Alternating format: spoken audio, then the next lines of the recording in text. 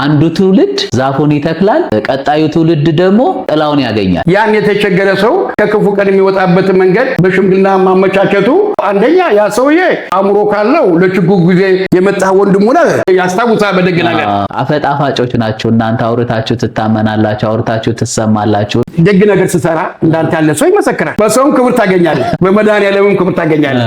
የቀብር ስነ ስርዓቱ በተቃና ባማረ በተዋበ በሰለጠነ መንገድ እንዲፈጸም የምታስተባብርበት መንገድ እጅግ በጣም ይደንቃል። ደግ መስራት በእግዚአብሔር ዘንድ ዋጋ ያስገኛል። እነሱ ታሪኩን ሰሩት፣ እናንተ ታሪካቸውን አወራችሁላቸው፣ እኛ ታሪካቸውን ሰነድንላቸው። ቀጣዩ ትውልድ ደግሞ በተሰነደው ታሪክ ሐውልቱን የማቆም መንገዱን የመሰየም መጽሐፉን የመጻፍ ሌላ ነገሮቻቸውን ይሰራሉ። አያታችንን እንጂ አባታችንን አናውቀው ነው የሚለው ታሪኩ። የማን ነው? የአያቱን የማከለ አባቱ ታሪክ የለም። አሁን እንድታገናኘን ማና ማን አባቶችና ልጆችን የልጅ ልጆች ሽማግሌ የሚወልድ ትውልድ የምናገኙላ አይመስለኝም። የነገ መታመም ይመጣል፣ ነገ መታሰር ይመጣል። አንድ ብርጭቆ ውሃ የምታመጣለች ሚስት ወይ ልጅ ነች። እናንተ መማር ያለብን ብዙ ነገር አለ ብዬ አስባለሁ። ቢራ ጋብዛት ተዋርቃን የመጣችው መጣል አንተና ጠይቅህም። መስካሪ ለመሆን እድሜ የሰጠህ አምላክ ክብር ምስጋና ይግባው። ድሆች ወገኖቻችን ሲበደሉ ሲዘረፉ ዝም ብለን ልናይ አይገባንም። ምን ማድረግ አለብን?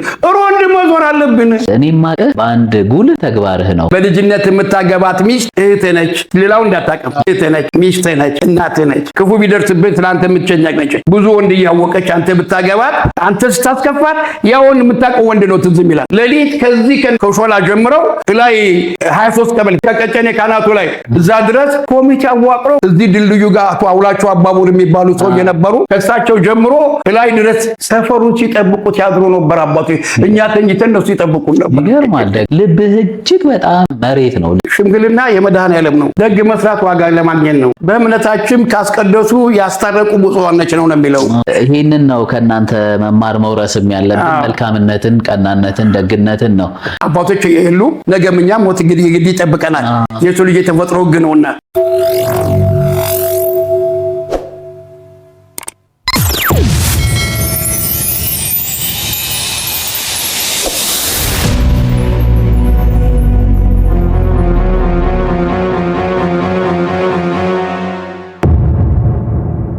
እጅግ በጣም የምወድ የደግነት የታታሪነት ተምሳሌት የሆንከው አባቴ ስለቀደሙ ታላላቅ አባቶቻችን የምታውቀውን ልታጋራን እዚህ ስለመጣ ከልብ አመሰግናለሁ። በቀጨኔ ማህበረሰብ ውስጥ ትልልቅ ታሪክ ሰርተው ስላለፉ ግን ደግሞ ታሪካቸው በተለያየ መንገድ ሳይዘከርላቸው ሳይነገርላቸው ምንም እንዳልሰሩ ሆኖ ስላለፉት አባቶቻችን የሆነ ታሪክ እንሰንድ እስኪ እናስቀምጥላቸው። ነገ የሚመጣው ትውልድ ስለቀደሙት አባቶቻችን ለወቅ ቢል የሆነ ነገር ከፍቶ ቢሰማ ቢያይ ብለን በመቆጨት ነውና ስለነዚህ የቀደሙ አባቶቻችን የምታውቀውን ብታወራን ለምናዘጋጀው የታሪክ ስነዳ ጠቀሜታው ብዙ ነው እልሃለሁ። ክፍል ያመሰግናለሁ። በእውነት አንተ ያልከውን ብዙ ጊዜ እኔ አሁን እድሜ ወደ 80 የሆነ ነው ለአባቱ ሳልመሰክር እስካሁን ድረስ ሐሳቡን ማቅርቤ ተቀባይ ባለማግኘቴ አንተ ያንንም ማስበውን ይሄ በራስ ተነሳሽነት ይሄ በመጠየቅህ አባቶች ምን ሰርቶ ነበር ለማቅረብህ እግዚአብሔር ይስጥ ብዬ አመሰግናለሁ። ከዚህ በመቀጠል ለቀጨኔ ትልቅ አስተዋጽኦ ያደረጉ አባቶች አንደኛ ቀኛዝማች እሸቴ አስፋው፣ ሁለተኛ ግራዝማች በትእዛዙ ወልደ ዮሐንስ፣ ሶስተኛ ግራዝማች መንግስቴ ከለላ፣ አራተኛ ግራዝማች በለጠ ደሴ ከራሳች ያሉትም ባላምባራሶች በመያዝ ለምሳሌ እንደነ ባላምባራስ ጸጋ መንግስቴ፣ እንደነ ባላምባራስ ደግፌ፣ እንደነ ባላምባራስ ታፈሰ ሆነ፣ እንደነ ባላምባራስ ፈለቀ ባንታሉ፣ እንደነ ባላምባራስ ወንድሜና አባትን ለመንግስት አቤቱታ በማቅረብ አንደኛ መብራት ቀጨኔ ምንም የሌለ ስለነበረ የሚኖረው ሰው በኩራዝ ነበር አቤቱታ አቅርበው መብራት እንዲገባ አድርገዋል። በሁለተኛ ደረጃ እናቶች ከምንጭ ውሃ ሩቅ ቦታ እየሄዱ ነበር የሚቀዱት። የሚጠጣም ውሃ ጤናማ አልነበረም። ያልተመረመረ ውሃ ከምንጭ እየተቀዳ ነበር የምንጠጣው። በእነኚህ ባላምባራሶችን በማየት እነኚህ አራት ሰዎች ከላይ ስማቸውን የጠቀስኩት ቀኛዝማች እሸቴ፣ ግራዝማች በትእዛዙ፣ ግራዝማች መንግስቴ፣ ግራዝማች በለጠ አንድ ጋር በመሆን ለመንግስት አቤቱታ በማቅረብ ቦኖ ውሃ እንዲዘረጋ ተደረገልን እና ባለውለቶቻችን ናቸው። በህዝቡ ገንዘብ በማሰባሰብ 3ቱን መንገዶች አሰርተዋል። አንደኛ መንገድ በቀብር በኩል ያለውን፣ በሁለተኛ መንገድ በየት ነው በ8 ቁጥር አውቶቡስ ማዞሪያ ያለውን፣ ሶስተኛ ወደ አዲሱ ገበያ ታክሲ መጫኛ ያለውን መንገድ አሰርተውልናል። ህዝቡን ከእድር ገንዘብ በማሰባሰብ ከደጃዝማች ይገዙ ከልጃቸው ከኮሎኔል ታምራት ይገዙ ህዝቡን በመወከል እነኛ አራት ሰዎች ውል ተዋውለው ማለት ነው ከደጃዝማች ይገዙን ቦታ ከልጃቸው ከኮሎኔል ታምራት ይገዙ ውል ተዋውለው ቦታውን በመግዛት ይሄ ውጭ ያለውን ቀብር ለህዝቡ አድርገዋል። አምስተኛ አክሲዮን አቋቁመዋል። በዛ በንጉሱ ጊዜ አክሲዮን ማቋቋም ማለት ምንም ያልተማረ ህብረተሰብ፣ ምንም የማያውቅ ህብረተሰብ ከዛ ሰውን አሰባስበው ንቃተ ህሊናው ከፍ እንዲል በሚል አክሲዮን መስርተውለታል። በአካባቢው ጫካ ነበር። ከመድኃኔዓለም በላይ ብቻውን አንድ ሰው ወደ ቤት መግባት አይችልም። ምክንያቱም እንደኔ ያለው ሽማግሌ ሲገባ እንዳንተ ያለው ጎረምሳ እንዲህ ያለ ችግር ስለነበረ መድኃኔዓለም ከላይ በኩል በአንደኛ መንገድ ሲወጣ አሁን ቀብሬ ነው በሱ ጋር ሲወጣ አንድ ኮሶ የሚያጠጡ ሴትዮ አሉ።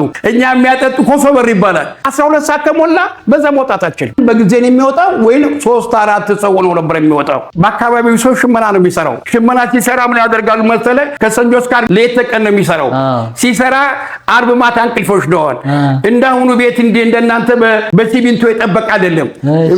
ፋር ያደርግና ያ የሰራውን ይዞበት ሄድ ጀመረ። ከዚህ የተነሳ እነኚህ ሰዎች የአካባቢው ሰው አስተባብረው መሳሪያ ያለው እነኚህ ድሆች ወገኖቻችን ሲበደሉ ሲዘረፉ ዝም ብለን ልናይ አይገባንም። ምን ማድረግ አለብን? ሮንድ መዞር አለብን። ማንም ሲያስገድድ ድሃው ተኝቶ እነሱ ሮንድ ሲዘሩ ያድራሉ። ሌሊት ከዚህ ከሾላ ጀምረው ላይ 23 ቀበሌ ከቀጨኔ ካናቱ ላይ እዛ ድረስ ኮሚቴ አዋቅረው እዚህ ድልድዩ ጋር አቶ አውላቸው አባቡር የሚባሉ ሰው የነበሩ ከሳቸው ጀምሮ ላይ ድረስ ሰፈሩን ሲጠብቁት ያድሩ ነበር። አባቱ እኛ ተኝተን እነሱ ይጠብቁን ነበር።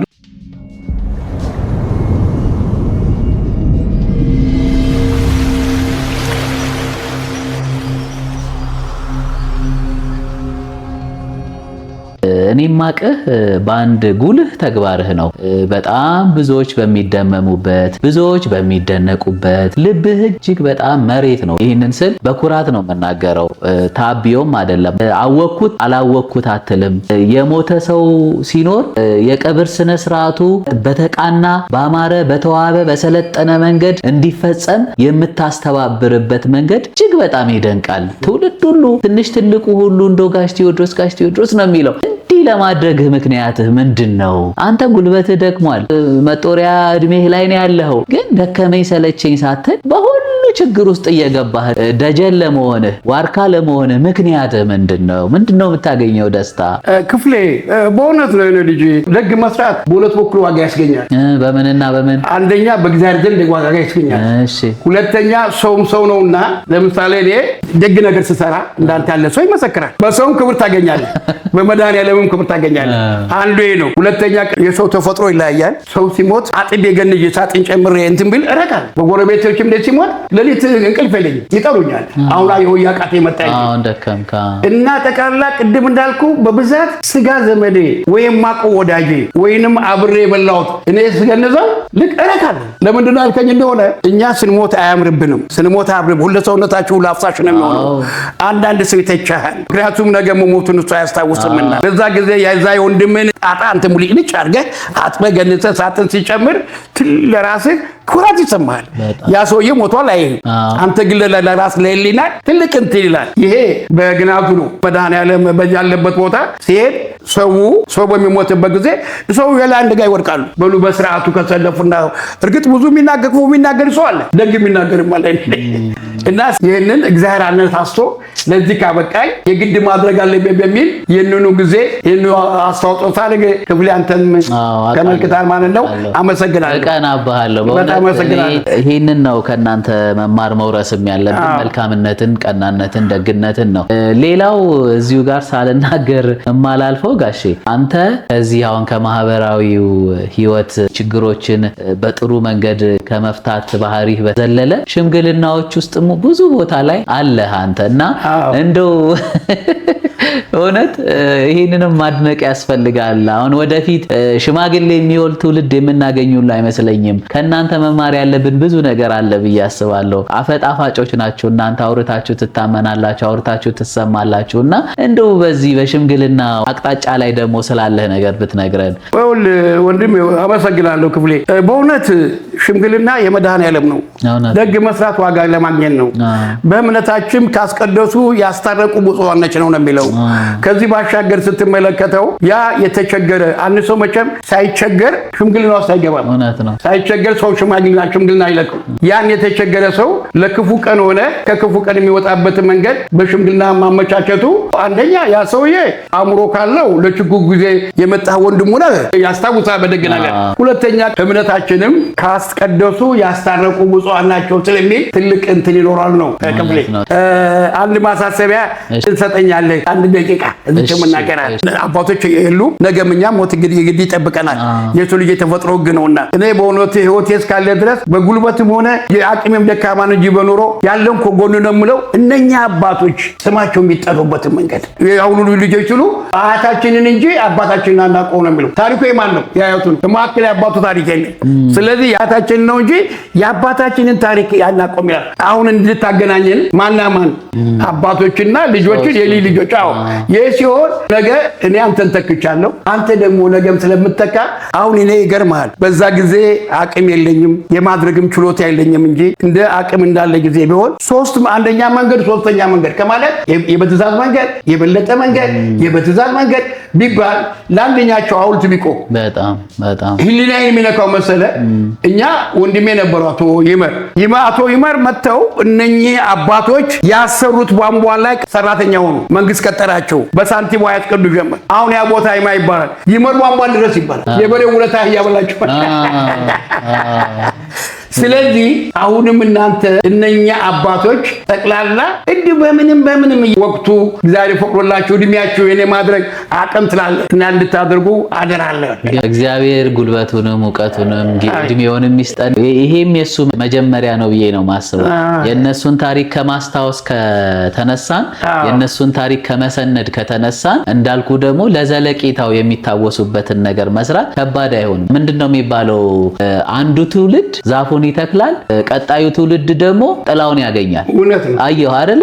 ስለዚህ አሁን እነሱ ታሪኩን ሰሩት፣ እናንተ ታሪካቸውን አወራችሁላቸው፣ እኛ ታሪካቸውን ሰነድንላቸው። ቀጣዩ ትውልድ ደግሞ በተሰነደው ታሪክ ተነስቶ እንዳልከው ሐውልቱን የማቆም መንገዱን የመሰየም መጽሐፉን የመጻፍ ሌላ ነገሮቻቸውን ይሰራል። ግን አሁን እኔ ሁሉ ጊዜ ያመኝ የነበረው ምንድን ነበር ጋሼ? እንደው ምንም እንዳልሰራ እንደው ምንም እንዳላደረገ ዝም ብሎ ሲታለፉ ያም ነበረ። የሰው ታሪክ መጥፋት የለበትም መቀመጥ አለበት። እውነቴን ነው። እና አንተም እንዲሁ እግዚአብሔር መስካሪ ለመሆን እድሜ የሰጠህ አምላክ ክብር ምስጋና ይግባው። አንተም ቀላል ሰው አይደለህም። ያንተም ታሪክ እንዲሁ እግረ መንገድ እንዲያዝ ብዬ ነው አንዳንድ ነገር የምጠይቅህ። ስለአንተ ብታወራኝ ደስ ይለኛል። እስኪ ትንሽ ነገር ስለ ልጆች ስለ ራስህ እንደው ውልደት ግን ከዚሁ እያስኩት ሊዳ እኔ እንግዲህ እድሜ ለ80 ወራት ነው የቀረኝ። ባለቤቴ 12 ልጅ ወልዳለች። እሰይ ደስ ይላል። ምን ነው አይዞህ አትብራው ፈራው አይደል? 12 ስትወልድ 4ቱ ሞተውብኛል፣ ነፍሳቸውን ይማር። 8ቱ በህይወት አሉ። እሰይ ተመስገን። 6ቱ እንግሊዝ ነው ያሉት፣ አንዷ አሜሪካን ያለችው፣ አንዱ ደግሞ ለመውጣት ኡጋንዳ ነው ያለው። ጫፍ ሊጎትቱት ነው። እሰይ አንዷ ከኔ ጋር ያለችው ስላችሁ ብሎ መውለድ ብቻ አይደለም። እኔ 3-4 አይነት ስራ ነበር እንዳንተ ጎረምሳ ሆኜ። ምሳቴ እዚህ ማስተምራቸው ነበር ህንድ ትምህርት ቤት የፒያሳ ለጥቅና የታስተምራቸው ነበር መሰለ ጣሊያን ትምህርት ቤት እና ይማሩ ነበር። እና ልጆቹን እንዲህ በጥርስ ይዤ ነበር። እንተ ዝም ብሎ ትምህርቱን ትቶታል ወይ የራሱ ጉዳይ አይደለም። ትምህርት ከተበደለ ከመምሩም ከምንም ብዬ ልጁ የሚደግምበትን ወይም ደግሞ ወደ ትልቅ የሚደርስበትን መንገድ እንጂ እንትን አይደለም። እርግጥ የልጆችን ጣሊያን ለመናገር አልፈልግም፣ ግን ልጆች የተለያዩ ባህሪ ያላቸው እና ልጆች ሲገጥማቸው ሄጄ ርዕሰ መምህሩ እንትን ብዬ ትምህርት ቤት አይደገም ከተባለ ለምኜ ጫማ ወልቄ እንዲማሩ አድርጌ እና ልጆቹ በመድኃኔዓለም ቸርነት አሁን ቅድም እንዳልኳችሁ ጠቅላላ ያሉት የት ነው? 5 ልጅ እንግሊዝ አለ፣ 1 ልጅ አሜሪካ አለች፣ አንዱ ኡጋንዳ ነው ያለው። ለመግባት እየጎቱት ነው። አንዷ ከኔ ጋር ነች። የልጅ አየ እግዚአብሔር ይመስገን። እንግሊዝ ያለችው 1 ወለደች፣ አሜሪካ ያለችው 3 ወለደች። 8 የራስ ልጅ 4 የልጅ እንግዲህ ይሄ ነው ምን መሰለህ የኔ ልጅ እግረ መንገዴን እነኚህ ልጆችን ልምከርልኝ። ያው ምን መሰለህ በልጅነት የምታገባት ሚስት እህት ነች። ሌላው እንዳታቀም እህት ነች፣ ሚስት ነች፣ እናት ነች። ክፉ ቢደርስብህ ስለአንተ የምትጨነቅ ነች። ብዙ ወንድ እያወቀች አንተ ብታገባት አንተ ስታስከፋት ያው የምታውቀው ወንድ ነው ትዝ ይላል። በልጅነት ያገባሃት ሚስት ነች፣ እናት ነች፣ እህት ነች። ስለዚህ በልጅነት ትዳር እንድትይዙ አደራላለሁ። ከእግዚአብሔር ጋር መድኃኔዓለም ካንተ ጋር ይሁንና እርግጥ ወቅቱ ባይገጥምም እንደምንም ብላችሁ ከዚህ መያያዙ ለእናንተ ትልቅ በረከትም ይኖራል። እኛ ልጆች 80 ዓመት ስንኖር አልጋ ባልጋ አይደለም። ብዙም ጌታንም አስቀይመን ብዙም ደግ ሰርታ አስደስተንም ስለሆነ የእናንተ ጊዜ ደግሞ ምንም ማስደሰቻ ጊዜ ስለሌለው እኛ ፈሪሃ እግዚአብሔር ነበር በእኛ ጊዜ። እንደምላችሁ በትዳር እንድትተሳሰሩ አደራዬን እግዚአብሔር ይፍቀድላችሁ። እኔ እንኳን ነፃ ሆኛለሁ፣ አግብቻለሁ፣ ወልጃለሁ። እነሱን አላውቅም። ስለማውቀው ነው እንደ መሰለ ክፍሌ አንድ ነገር እነሱ አሁን የሚያዩት ለዕለት ያለውን ጊዜ ነው። የነገ መታመም ይመጣል፣ ነገ መታሰር ይመጣል። አንድ ብርጭቆ ውሃ የምታመጣለች ሚስት ወይ ልጅ ነች። ቢራ ጋብዛት ተዋርቃን የመጣችው መታል አንተን አትጠይቅህም። አንደኛ ይሄ ነው። ሁለተኛ ደግሞ እንደየእምነታችን ሙስሊሙና ሆነ ክርስትና ቀጠበኝ እንደ ሃይማኖት አለን። በሃይማኖታችን ደግሞ የግዴታ አንድ ከአንድ ሰው ጋር ነው መርጋት ያለበት። ለዛ ለተሳሳት ነው ንስሐ መግባት ነው። ይሄንን ምክሬን ደግሳለሁ። በጣም ድንቅ ወሬ ነው ያወራነው። የአባቶቻችንን ታሪክ ብቻ ሳይሆን ያወራነው እኛም ተመከረን። እግዚአብሔር ያክብርልኝ፣ ጤና እድሜ ይስጥልኝ፣ አንተንም ረጅም እድሜ ያቆይህና እንዲህ የምትንሰፈሰፍላቸውን አባቶች ሐውልት ቆሞላቸው መጽሐፍ ተጽፎላቸው ለማየት ያብቃ። ጤናውን እድሜውን ይስጥ ነው የምለው። አባቴ በጣም ነው የማመሰግነው።